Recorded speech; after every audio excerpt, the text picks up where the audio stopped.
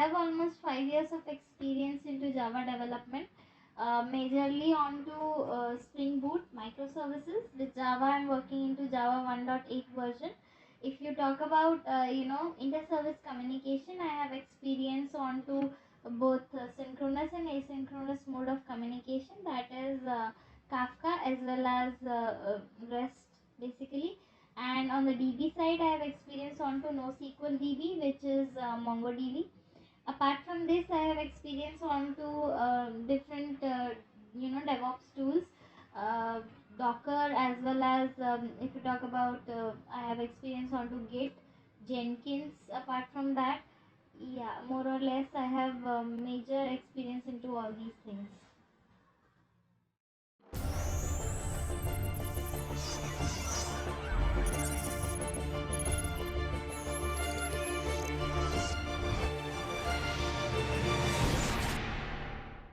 Talk a little about the projects that you have worked on, the chatbot as something that is standing out. Can you tell me what you have done? Yeah, sure. So I have worked on actually multiple projects. Chatbot was one of those.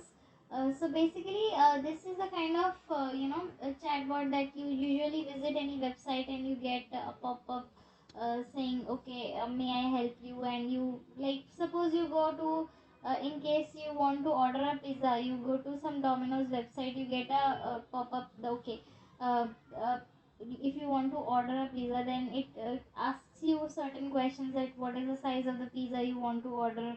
You provide the answer and certain other questions. So we created a kind of chatbot like that only.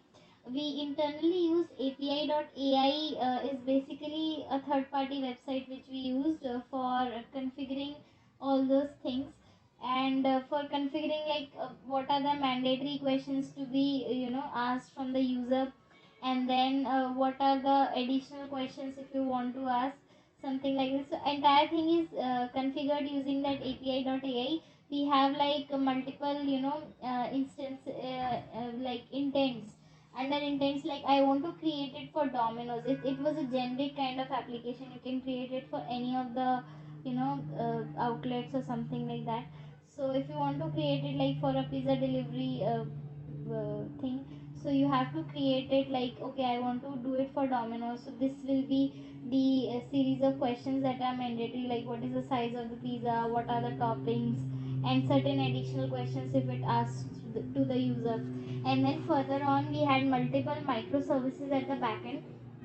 As soon as the order comes in, it basically generates a random booking id and send further to this particular user, and then save that id to the database with status waiting for processing.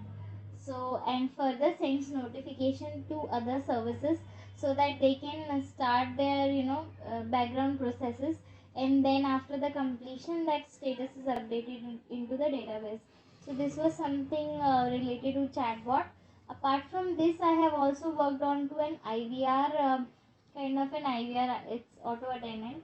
So there, you whenever a caller calls in, you get a certain set of instructions to hear, and then based on instructions that are configured by the user, you get to hear that like press one for this, and then further in one you have different menu. That also, like I have worked on IVR, so that was also in Java. Okay, nice. So, what is your experience? You mentioned Jenkins in your previous experience and exposure.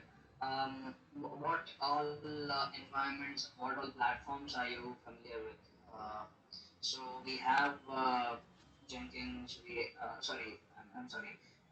We have Kubernetes platform. We have PCF. We have the plain old VMs. So, what is your experience in that space? Do you have any deployment and DevOps experience? No, actually, I don't have any deployment or DevOps experience. I have worked on Docker, that is quite similar to Kubernetes. So, what we do is we have our own different containers. So for our testing purpose, like we have done the development, and then for our testing purpose, we deploy all our services into those containers. So, I think in Kubernetes also there is a file where you provide all the images into different files for different services, and then you expose the ports into it, and you also provide the environment variables that have to be considered. So this Docker and Kubernetes is quite similar. So I have worked on those two only. Rest I am not exactly worked on whatever you have like So you mentioned. have worked on Kubernetes as well? Uh, Not exactly on Kubernetes. I know the basics of it. I have actually worked on Docker basically. So where do you deploy these Dockers usually? Yeah, we deploy it on a virtual VM basically. Okay, Yeah. okay, okay. So you usually log into the VM and then just use Docker run, etc.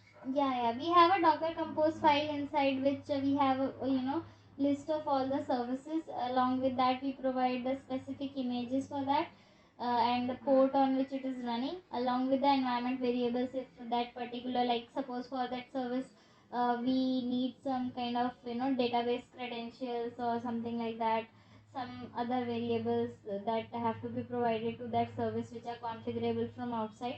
So in that case, we provide those environment thing, and then we just simply, I mean, we can do a Docker Compose up.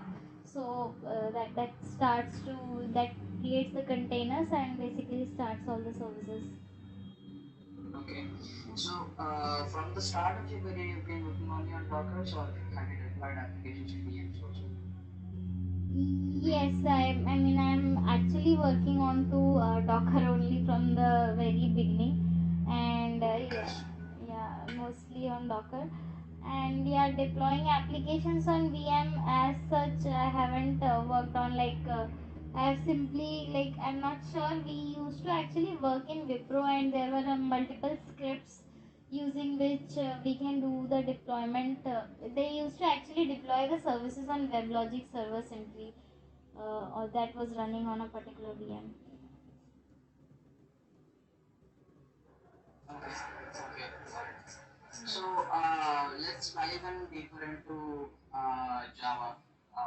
So uh, even before Java, let's go from algorithm side of things or patterns. So design patterns. Do you know any Yeah, design patterns? Can you name a few and then explain some patterns that? Okay, first let me know what are design patterns. What do you think of design patterns? What are they? And then we'll move on. sure. So basically, design pattern is an approach using which you can, design a particular system or application of yours to solve a particular problem. There can be multiple design approaches based on your requirement. You can select one of those, and they are basically used for solving a particular problem in a very efficient way. This is how you design your application, on which basis you build your application. Okay. So can you name a few design patterns? Yeah, so I have worked on singleton, prototype, and factory majorly, and builder. Okay. What is the use of builder pattern? Yeah, so it is used to kind of you can say create build a particular object with certain parameters that you have. So if you talk about I have to build a particular object, and I can provide like different with different things. So that in that case builder is used. Mhm. But that job even a setter can do and a constructor also can do. Why do I need to go with builder pattern as such? What is it that it really offers? Yeah, actually, majorly it provides some kind of, you can say, efficient way into which you can do it. I'm not sure what exactly is Okay. the reason. No, no, that's okay, that's okay. Can you explain a little about singleton pattern? What it is and how would you implement a singleton pattern if you can brief me on that? If you talk about singleton pattern, so into singleton pattern, we just get like a single instance of a particular object. So it basically restricts to create more than one instance of a particular object. So in order to create like a singleton pattern, so you need to have like a private constructor first of all, because in that case you will not be able to instantiate if it is private, then But why do I want to use singleton pattern? What kind of scenarios? Can you give examples? yeah. So so suppose, okay, for example, if you talk about example, the best example is spring beans itself. Like spring beans actually are having a scope singleton, so that you have a single instance of that bean, and whenever you fetch it, you get the same instance, and that instance you can modify and reuse again. So basically, in that case, we use singleton pattern. So this basically ensures that there is only one instance, and you get that same instance again and again. And it is used to like it's kind of you can say used to have a single object which can be reusable again and again. We generally use it like for logging purpose, for caching, etc. Caching singleton pattern. Yeah, I mean we can have a single instance of, like, we use Redis generally. So for Redis also we can kind of do that. Okay. Okay. So how would you implement a singleton pattern? You said it doesn't use private constructors and this part. Yeah, so basically for a singleton pattern, we generally have a private constructor. The reason being that you cannot, if you have a private constructor, you cannot you know create its object from outside. Apart from that, what you can have is you can have like all the member variables as private. And apart from this, you can have like you can have a single like get instance method, for example. And inside that only you can check if that object is actually null. Then only you create an instance and return it. Otherwise you return the same instance of that particular object. And yeah, for thread safety purpose also, we have to actually write it inside a synchronized block, so that if two threads at the same time enter the get instance method, then it can create multiple instances. So that is why we have to use synchronize as well. Speaking of Java beans and all that, um, can you tell me a little about what you know about bean instantiation and all that? Basically, the bean life cycle is what I want to hear from you. Can you explain that? Yeah, sure. So if you talk about like as soon as the spring container, we generally, all the beans are created inside the spring container. And the entire life cycle is basically kind of, you can say, maintained by the spring container itself. So if as a part of the bean life cycle, it basically starts with instantiation. As soon as it is instantiated, after that the properties, all the properties inside the bean are populated. And after that, basically we do a like set bean name, like bean name is set. And we actually after that, like we create a bean factory. And then there is a pre-initialization phase, as far as I remember, which includes the bean post processors. And then inside that, like, we have multiple post processors using which we can override its methods and process things based on our own requirement, basically. And I think yeah, that's it. I think then the initialization is done, and after that I think yeah, and then after the entire thing is done, then we do a destroy. Okay. Yeah. We will revisit the theory, um, questions later. In the interest of time, let's start off with the programming question. You can share your screen Yeah. and open an IDE. The problem statement is very simple.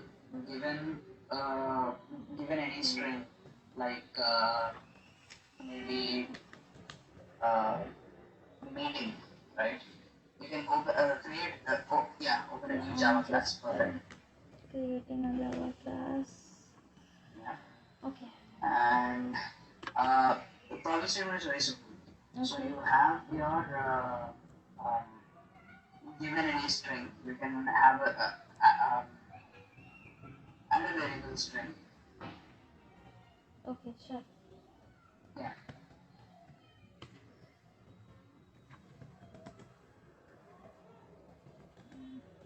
Yeah. Meeting is the string. So now I want you to find the um, frequency of each character in the string in the best possible way. Frequency of occurrence of each character in this particular string. If you can find that out and print it. Okay, sure.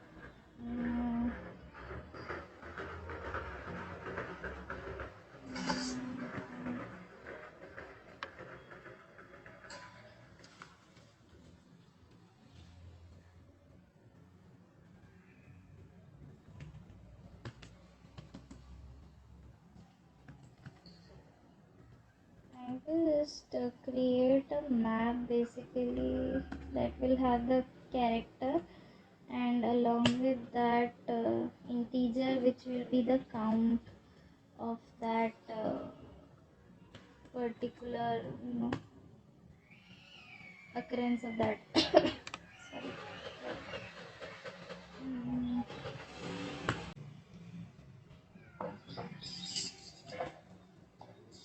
You go ahead, complete your solution, and then you can. The problem is clear, right? yeah, it is clear.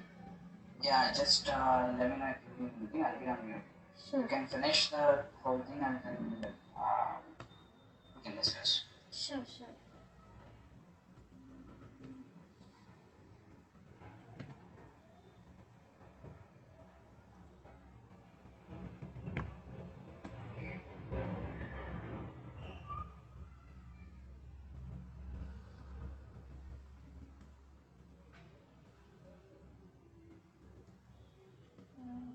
I think we got restarted.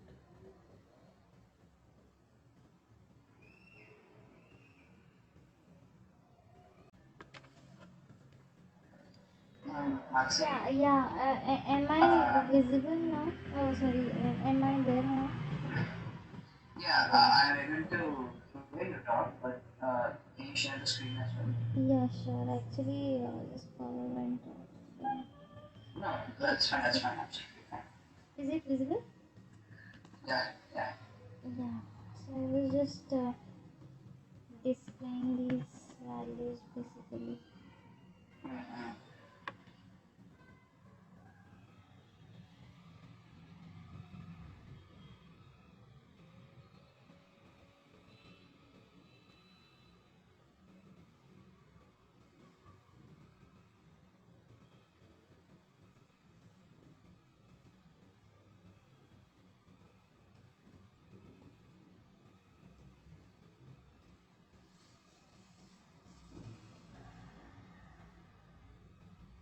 Yeah, so it is here. It is like for M it is 1, E it is 2, for T it's 1, I, N, and G are 1. Yeah, perfect. This is good enough. We can close. You can stop sharing the screen.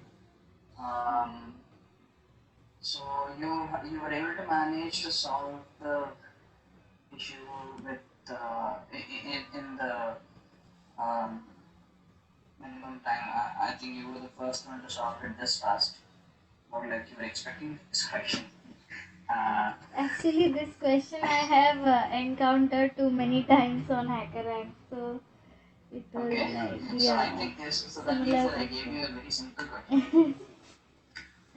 I It's think okay. It I was doesn't lucky matter. enough. My point was to only assess your agility and how you are using the where to use the functions and where to use uh, basically. Um, Okay. so that's what I wanted to see, and then the use of map entry and all the aspects of it is something that I was looking for, and you were able to do all that. So even though you were expecting or you have practiced this question a lot, I see what you have already. I see what you have done, and I'm happy with that. So that's fine. Uh, Sure. so from my end, then further I will dig deeper into. Actually, there will be another round of interview where they will be asking some more questions. It will be a technical round as well. So Okay. additional grilling and everything. My end, I don't have any questions.